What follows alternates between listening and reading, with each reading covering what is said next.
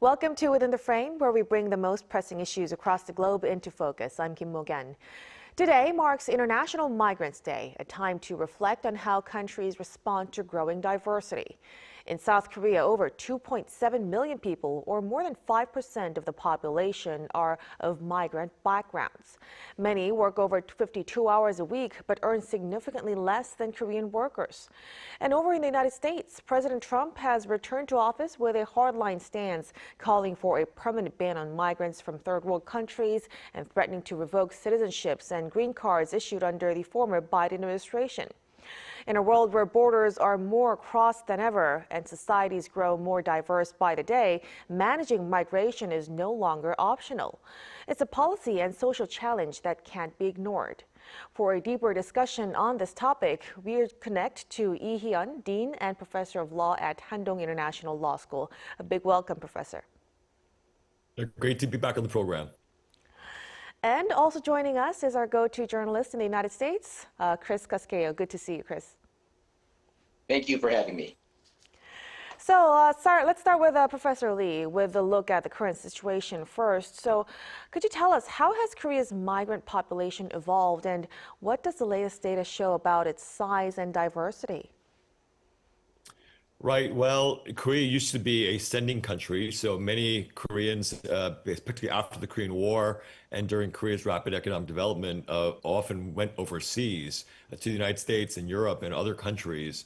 But now, because of Korea's rapid development, now it's a developed country. Many more people want to come to Korea, so that now it's a destination country. And so now, as you mentioned, statistically, we have over 2.5 million people, foreigners, living in Korea, which is a pretty sizable population, given that the overall population is about 51, 52 million people, thereabouts. So among those foreigners, over 1.1 million people, foreigners, are working in Korea. Now, in terms of workers in Korea, they can range obviously from different kinds of people. So you have certainly low-skilled labor, but then you have lots of people who are also high-skilled. And so that diversity in terms of the number of the kinds of workers in Korea creates, some interesting issues when it comes to visa issues, as well as enforcement of labor laws and protection of foreigners living in Korea. But what I want to highlight in particular here is, Korea's, there's an EPS system called the Employment Permit System, which is a very specific mechanism by which foreigners, especially from low-skilled labor countries like, let's say, Southeast Asia, to allow people to come into the country to be able to work. And so it's within that EPS system where you have a lot of migrant workers who are coming here on a short-term basis, not intending necessarily to immigrate to the country, but to be able to work in certain jobs in the fishing industry, in the agricultural sector. And so because of this, you see a number of different issues that arise. And so in terms of just overall, you see now a great increase because of the fact that many more people want to come to Korea, both on the unskilled labor side as well as on the high-skilled labor side. And not to mention also foreign students, people are married to Koreans. And so it's become a really diverse mix, but you were seeing an overall increase in the number of foreigners living in Korea. Right, so we're definitely seeing a growth in these numbers, and also a diverse types of people coming into the country. But most importantly, protections and legal measures would be important. Could you name for us, like, what kind of protections exist for them, and what are the major legal gaps? Well, in Korea, there is a very robust labor law standards. There's lots of labor laws that protect workers generally in Korea from being able to be unionized, as well as provide protections while they're employed, to avoid accidents, to deal with unpaid wages. So Korea had a long history, as you know, of labor unrest during the 80s, 70s, and 80s. So a lot of these labor laws certainly went into effect to protect Korean workers. But now that you have foreign workers coming into the country, this presents some interesting and difficult issues to sort of deal with in the Korean context, because many of these workers, while certainly more foreigners are speaking Korean well, and they are learning Korean while they're in the country, many people don't, let's say, are able to avail themselves of sort of the full legal protections that are available in Korea under labor law standards, as well as the fact that, a lot of these migrant workers, because they're, let's say, unskilled and let's say maybe less educated, and there's not a lot of education that's given and directed toward these workers, a lot of them can be exploited. So, for example, unpaid wages or wages that are not paid on time in a timely fashion. There's a lot of exploitation when it comes to the workplace, dangerous conditions, which employers, especially in small and medium-sized industries, maybe not necessarily will take care of the workers in a way that maybe they may treat Korean workers or at bigger companies. And the EPS system I mentioned before, while it does provide an avenue and sort of resources for many of these people who are coming from these countries, still, there's a lot of, I think, systematic problems within the sort of foreign migrant worker sort of situation in Korea, such that they're necessarily very easy targets when it comes to being like subject to illegal practices.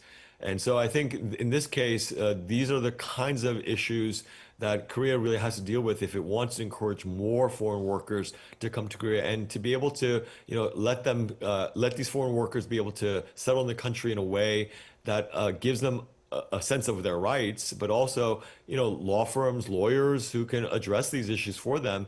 But, again, language and cultural barriers still abound for many of these workers. And so therefore, they cannot take advantage of the labor protection standards that are here in Korea. So it seems a lot of social and legal measures would be necessary to keep up with the situation on the ground. Now, lately, this contradiction actually became clear when a Korean migrant was detained in the United States, sparking public outrage. But some say that this case actually reveals a double standard in how Korea actually treats foreign workers as well. Do you have any thoughts on this, Professor? Well, I think, when we're talking about like foreign workers, let's say Korean workers, like in the United States, and we saw those ICE raids in Georgia, and then we've had other, high profile sort of circumstances where Korean workers have been treated or mistreated, let's say in other contexts. And certainly, from the Korean context here, there's a lot of upset when Korean workers are mistreated abroad, especially when it comes to visa issues or, things like that. When you see people being detained publicly in that setting, it's very surprising to see, especially when the United States and Korea are very good allies. But in the context of foreign workers, I think certainly there could be the sense that there's a double standard only insofar as, well, Koreans, of course, will want to treat other Koreans well when they're overseas.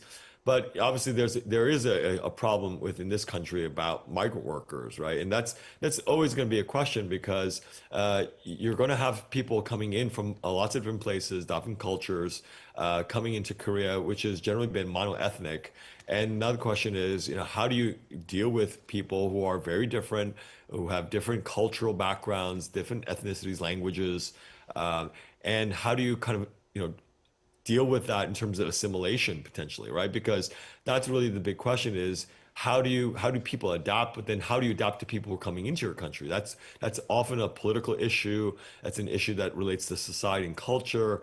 And so I think those are the big challenges facing Korea in the future, because if Korea wants to encourage more people coming into the country, then there's sort of a back and forth that needs to happen in terms of certainly people coming into Korea need to adapt to the local circumstances and speak the language and understand the culture. But also on the other side, if you're going to invite lots of foreigners into the country, there's got to be some adaptation of the legal system and the culture to potentially accommodate all these people who are potentially want to contribute to the country. So I think this becomes the real challenge Korea going forward in terms of dealing with these kinds of issues.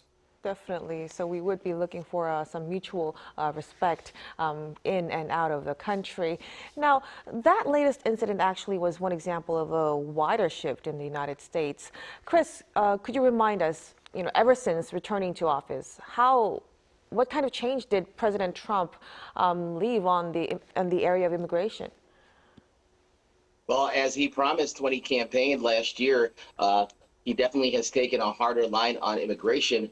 Illegal border crossings at the U.S.-Mexico border, the southern border of the U.S., have dropped to their lowest level in almost half a century.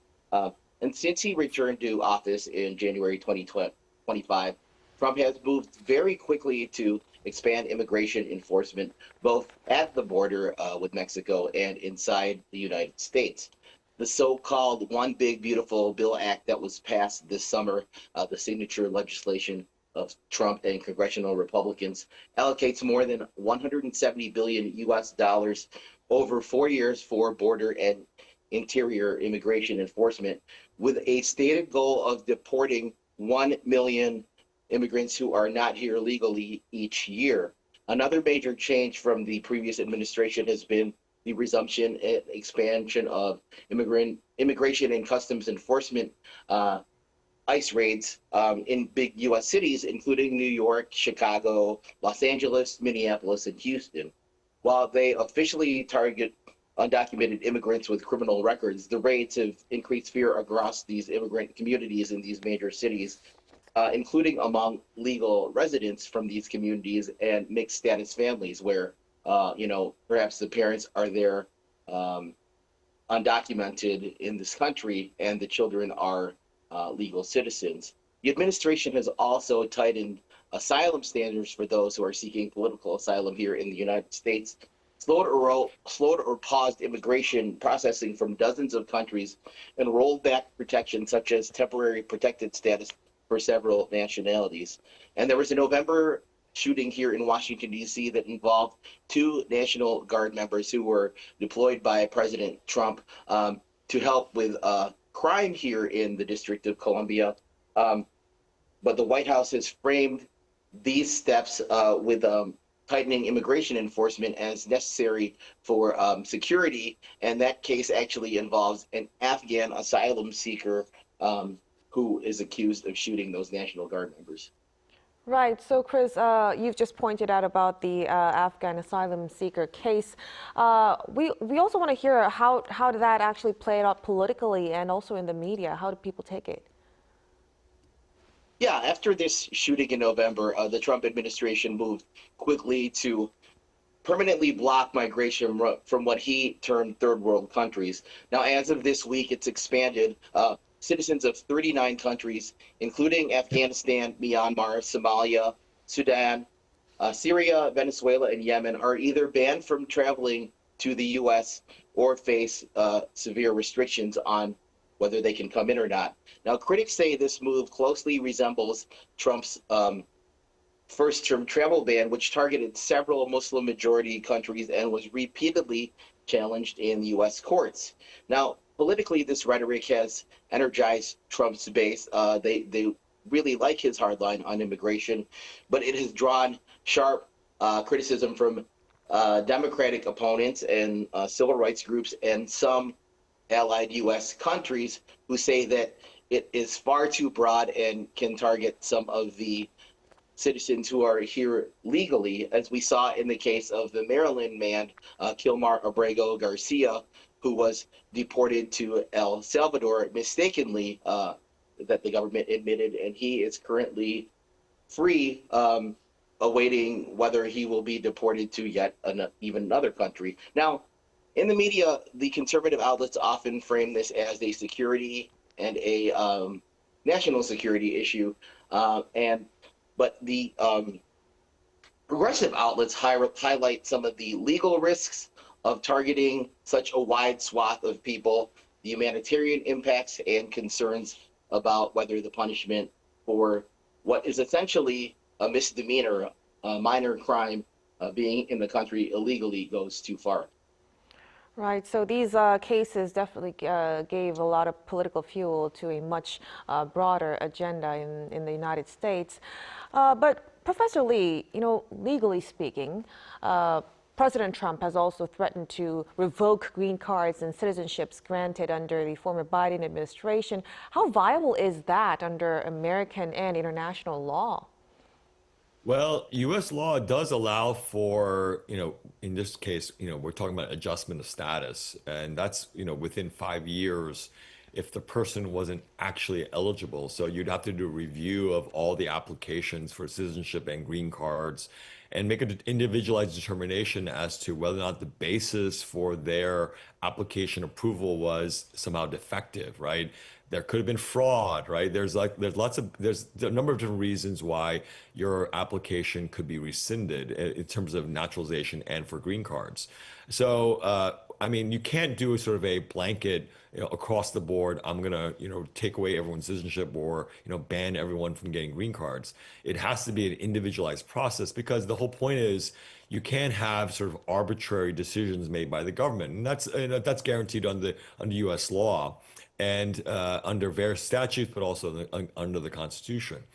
So with respect to sort of immigration generally speaking, though, if someone has come into the country illegally and made false statements with respect to their applications, and that's always a basis for canceling someone's application. So if someone got, let's say, citizenship illegally under false pretenses, then yes, you can have that citizenship revoked at some level because you weren't able to get the citizenship in the first place, right? In terms of under the standing of the authorities. But with respect to just again the political rhetoric, sure. I mean, as far as being hardline on immigration, I mean, certainly from a political perspective, I can see why that makes sense. But from a legal perspective, these are always going to be individualized assessments. So, and with respect to citizenship in the United States, again, its citizenship is going to be protected, but only insofar as it was obtained legally. So if it was not obtained legally, then there can be some rescission or revocation. So, but that again is an individualized assessment. But it is also true in terms of international legal standards because you can't have this arbitrary deprivation of nationality, and that's sort of a principle of international law. And so, as long as the United States follows through with these individual cases where they're going to assess them on the merits of those specific cases, then the United States, if it goes forward with it again, and this is true again, not just for the Trump administration, but in any administration, the law would be processed in that way. So you could have revocation adjustment of status in those situations under U.S. law. So though cases really vary, we really have to look into how they obtained their citizenship. Thank you so much for that clarification, Professor Lee. Now, going back to Chris, we are aware that Trump has also been linking immigration to crime and collapse as well. So how are immigrant communities actually responding to this narrative? Well, a lot of these immigrants' rights groups and civil rights organizations have responded with a strong and increasingly organized pushback, arguing that linking immigration to crime unfairly stigmatizes millions of law-abiding people. Now, recent U.S. polling helps to explain this response. Surveys from Quinnipiac and Pew show that while Americans are broadly concerned about immigration, most do not support mass deportations and broad crackdowns, and many American voters continue to back legal immigration pathways and due process, especially for those who are here without legal status, who were brought here as children, the so-called dreamers, who were offered protections originally under the Obama administration. Now, community leaders say this gap between political rhetoric and public opinion has encouraged immigrants to speak out rather than stay silent. And let me give you an example of one state, Minnesota, where that tension is especially visible. A pandemic fraud case has centered on a child nutrition program, involved dozens of defendants, including Somali Americans, and has been used to politically suggest wider criminality among that community. Somali leaders in Minnesota stressed that the crimes involved specific individuals and not the broader immigrant community. The state of Minnesota in the northern Midwest is home to the largest Somali population in the United States, estimated at 80,000 to 100,000 people, largely in the Minneapolis-St. Paul area known as the Twin Cities. A clear majority of them are U.S. citizens. About 58% were born in the United States, and among those who were born abroad, 87% of those Somali Americans have naturalized and become citizens. And advocacy groups point to some data echoed in polling and crime statistics showing that immigrants are less likely to commit violent crime than native-born Americans, and they are trying to counter that the argument that immigrants commit more crimes that the president is putting out there and his supporters are putting out there through some public education, legal action, and civic engagement. So we are hearing a lot of voices from these communities as well. Now, before we conclude our discussion tonight, we want to ask Professor Lee, so if Korea is to build a more inclusive, future-ready society, what kind of core principles do you think should it guide its migration policy going forward? Well, clearly, I mean, Korea is in great need of foreign workers just because of the demographics, right? We all know that Korea has a very low birth rate and the population is decreasing. So if Korea, just purely from an economic perspective, if it wants to maintain domestic productivity, it's going to have to find workers. And if there are going to be less Koreans going forward, in the next 20 to 30 years, you're going to have to supplement it somewhere, and that's going to come through migration. So in order for Korea to be able to address this in a way that I think makes sense for Koreans, you have to obviously respect the rights and human rights of foreigners living in Korea and give them, a better environment so that they can operate in this country in a way that allows them to stay here, from the short to medium to long term. And that means making changes in the legal system so that you can accommodate foreigners living in Korea and from a long-term perspective. But on the other hand, too, there's got to be policies here to also sort of on both ends sort of help migrants sort of kind of fit into Korean society and to more education, more opportunities for them to learn Korean language, to give them a greater stake in terms of living in this country from a day-to-day point of view. But also, on the other hand, for Koreans too, there's going to have to be some adjustments with respect to how we treat foreigners, and that's going to be the reality going forward if you're going to have more migration, and that population is going to increase over time, and inevitably there's going to be social problems, there are going to be social issues. I mean, I think no one doubts that, but the question is then how will the Korean society respond to that is, I think, the big challenge going forward. And I think time will tell in terms of how Korean society adapts to this new reality of more foreigners living into Korea. Right, indeed. So migration today is reshaping labor, law, identity across borders and generations. So it's going to be a long-term challenge that demands a clear policy, but we will be looking for continued efforts on that front. Thank you for your insights, Professor Lee. And thanks for having me. And also, of course, Chris, thank you so much for your time tonight. Always good to be with you. And that'll be all from us on Within the Frame. Be sure to tune in again next time as we continue to explore the stories that matter. Till then, stay informed and engaged.